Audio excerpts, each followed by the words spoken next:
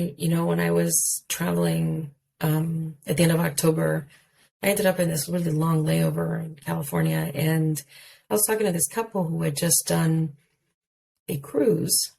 So previously they'd done a cruise through the Mediterranean, and now they had done a cruise and had left like Peru, gone around the southern cone of South America, and ended in Brazil. Wow. And they were telling me how they didn't really enjoy it because there's so much poverty, and you just don't want to see so much poverty when you're on vacation. And what I told them was, I said, no, I said, I think you've misunderstood something. I said, Latin America is not poor. Latin America has been looted. Yes. Just like Africa has, just like Asia has. Exactly.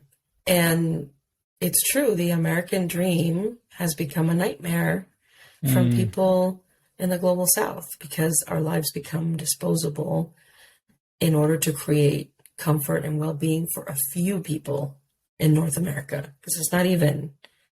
And so I said, the riches that you got to see in Spain and all these other places, France and Italy, well, these are places that really engaged in colonization. Exactly. And then robbing other people's resources and bringing those riches back to their countries.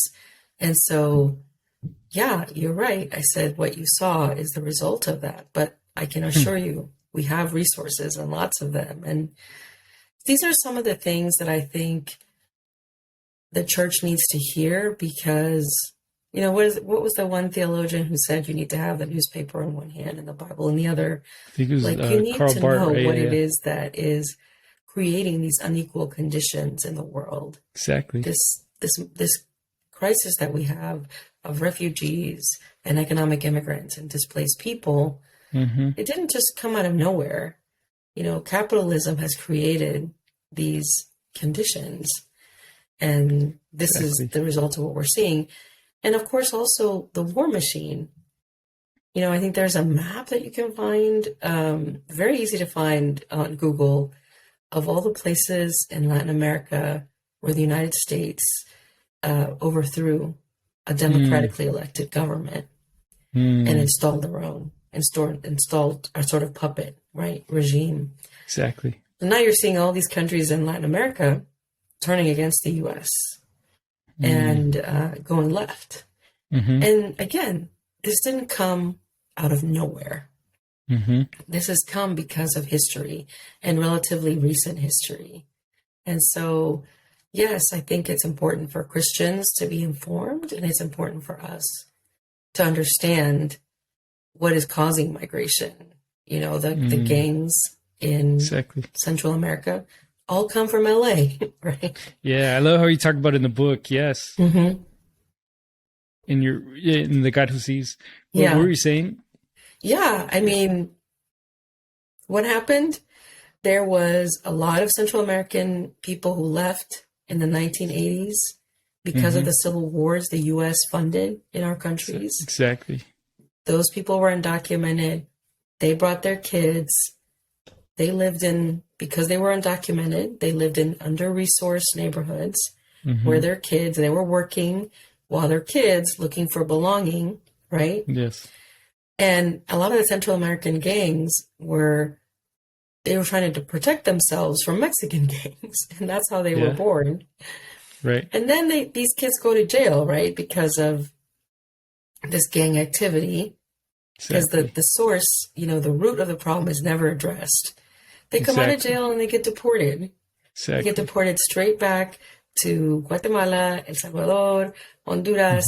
And what happens? Well, in jail, they learn how to really have sophisticated, crime enterprise. And now all of a sudden you have the huge problem that we have that's now creating a new wave of migration.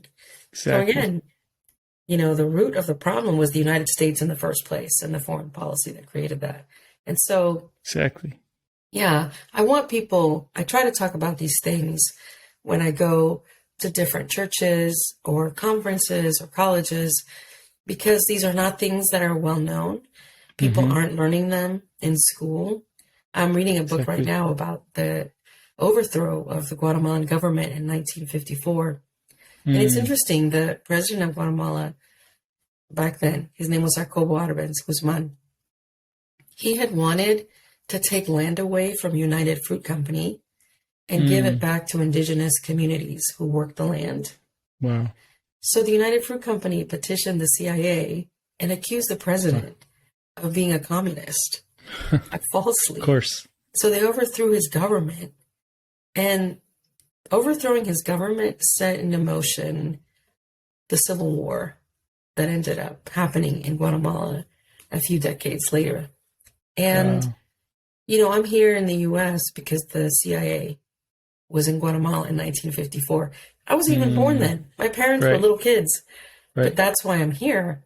And so, yes, we have to talk about these realities, and we also have to talk about the fact that over 80 times in the Hebrew Bible, God says, you must love the immigrant as yourself.